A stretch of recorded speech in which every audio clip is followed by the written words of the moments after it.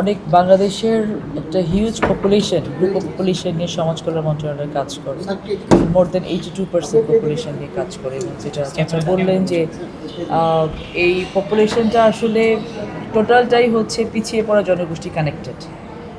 আমরা এখন যেটা ফিল করছি যে আমাদের প্রতিষ্ঠান আছে অসংখ্য, এই প্রতিষ্ঠানগুলোর একটু সমন্বয়ের অভাব আছে, কোঅর্ডিনেশনগুলোকে কীভাবে স্ট্রেংথেন করা যায়, আমরা কোয়ান্টিটিটা কমিয়ে কোয়ালিটিটাকে কীভাবে বেশি স্ট্রেংথেন করতে পারি সেই বিষয়ে আগামী 3 দিন ধরে আমাদের একটা ওয়ার্কশপের মতো পরিচালিত হবে বিভিন্ন সেক্টরের বিভিন্ন পর্যায়ের কর্মকর্তাদেরকে নিয়ে।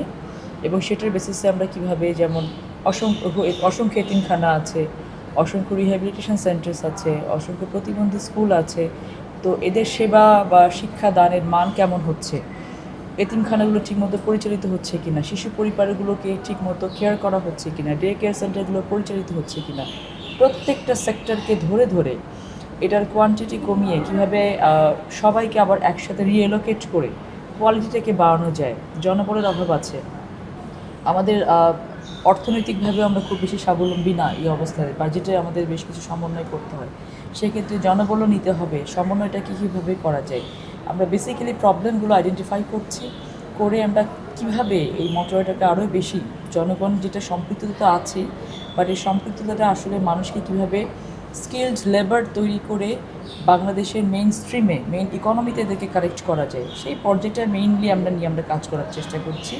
তো এখানে বসে আমাদের কর্মকর্তাদের সাথে কথা বলে যেটা মনে হয়েছে, তারা প্রত্যেকেই সেটাই চাচ্ছে, যেটা আমরাও চাচ্ছি, বর্তমান সরকারকে সহযোগিতা করতে চাচ্ছি। তো আমরা মনে করি যে আমরা যে টিমটা এখন কাজ করছি একসাথে, এটা যদি আমরা 6টা মাস শুধু যেভাবে চেষ্টা করছি কাজ করে যদি করতে পারি, তাহলে সমাজ কল্যাণ মন্ত্রণালয় একটি ভিন্ন রূপ নিয়ে পরবর্তীতে বাংলাদেশে আবির্ভাব ঘটবে এবং সমাজের কল্যাণ বা রাষ্ট্রের কল্যাণ, যেটা আমাদের মেইন কাজ, এটাকে মানুষ ভিজিবল দেখতে পাবে। এখন ভিজিবল হয় না, অনেক কাজ করে, অনেক গ্র্যান্টস দেওয়া হয়, অনেক লোন দেওয়া হয়, মানুষের জন্য কাজ করে, কিন্তু ভিজিবল হয় না জিনিসটা। সো 6 মাস পরে দেখা যাবে যে ভিজিবলি সমাজ কল্যাণ মন্ত্রণালয় কতটা ভালো কাজ করতে পেরেছে, এটা মানুষের কাছে পৌঁছে যাবে আশা করছি।